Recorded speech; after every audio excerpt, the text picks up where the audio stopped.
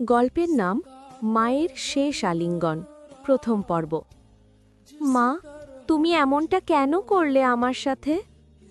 ছোট্ট ছেলেটার কাঁপা কণ্ঠে প্রশ্নটা বারবার ফিরে আসছিল, কিন্তু উত্তর দেওয়ার মতো তার মা আর কোথাও নেই। সেদিন বিকেলে আকাশটা ছিল অদ্ভুত রকমের শান্ত। পদ্মা নদীর বুক চিরে এগিয়ে যাচ্ছিল যাত্রীবোঝাই বাসটা। কেউ জানালার পাশে বসে নদীর সৌন্দর্য দেখছিল, কেউ মোবাইলে ব্যস্ত, কেউ বা ক্লান্ত শরীর নিয়ে ঘুমে ঢুলছিল। হঠাৎই এক বিকট শব্দ, সবকিছু যেন মুহূর্তেই ওলটপালট হয়ে গেল। বাসটা নিয়ন্ত্রণ হারিয়ে সোজা নদীর গভীরে তলিয়ে যেতে শুরু করল। চারিদিকে চিৎকার, কান্না, হাহাকার। বাঁচাও, বাঁচাও! পানির ঠান্ডা স্রোত দ্রুত ঢুকে পড়ছিল বাসের ভেতরে। সবাই মরিয়া হয়ে বাঁচার চেষ্টা করছে, কিন্তু পথ যেন নেই। এই বিশৃঙ্খলার মাঝেই এক মা তার ছেলেকে বুকের সাথে শক্ত করে জড়িয়ে ধরেছিল। ভয় পাস না বাবা, আমি আছি। মায়ের কণ্ঠ কাঁপছিল, কিন্তু তবুও ছেলেকে সাহস দিচ্ছিল।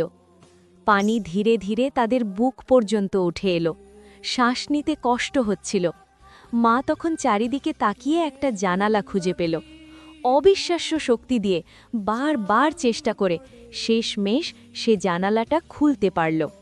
কিন্তু তখন সময় খুব কম। মা একবার ছেলের দিকে তাকালো, চোখ ভরা পানি, মুখে কষ্টের ছাপ, তবুও সেখানে ছিল অদ্ভুত এক দৃঢ়তা। বাবা, চোখ বন্ধ করিস না, বাঁচবি তুই। ছেলেটা কিছু বুঝে ওঠার আগেই মা তার সমস্ত শক্তি দিয়ে তাকে পানির বাইরে ঠেলে দিল। শেষবারের মতো ছেলেটা তাকিয়ে দেখল তার মা পানির ভেতরে ধীরে ধীরে হারিয়ে যাচ্ছে। চোখ বেয়ে গড়িয়ে পড়ছে অশ্রু, ঠোঁট কাঁপছে, কিন্তু সেই চোখে ছিল একটাই কথা, তুই বেঁচে থাক। তারপর সব অন্ধকার। কিছুক্ষণ পর নদীর পাড়ে মানুষজন জড়ো হয়েছে। উদ্ধারকর্মীরা দৌড়াচ্ছে, কেউ কাঁদছে, কেউ নাম ধরে ডাকছে প্রিয়জনকে। আর সেই ছোট্ট ছেলেটা, ভেজা শরীর, কাপা কণ্ঠে শুধু একটাই কথা বলছে, মা, তুমি এমনটা কেন করলে আমার সাথে? তার সেই অসহায় কান্না শুনে আশেপাশের কারো চোখই শুকনো থাকেনি।